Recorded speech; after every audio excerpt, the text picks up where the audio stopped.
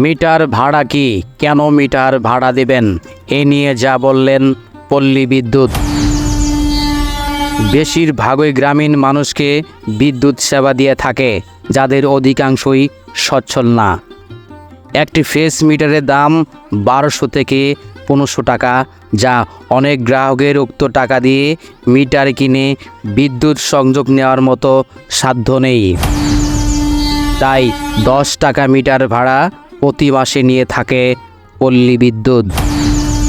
পল্লী বিদ্যুৎ বলেন, একটি মিটারের আয়ু সচরাচর 10 বছর।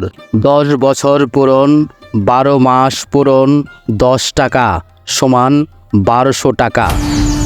পল্লী বিদ্যুৎ বলেন, মিটার বেশিরভাগই 10 বছর আগেই নষ্ট হয়ে যায়, এমনকি 10 দিন কিংবা 1 মাসেও নষ্ট হয়ে যেতে পারে।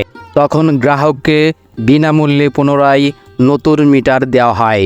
প্রতি মাসে 10 টাকা গ্রাহকের স্বার্থেই করা হয়েছে। এখন আমার প্রশ্ন আপনাদের কাছে, কেউ কি মিটার নষ্ট হবার পর বিনামূল্যে নতুন মিটার পেয়েছিলেন কিনা?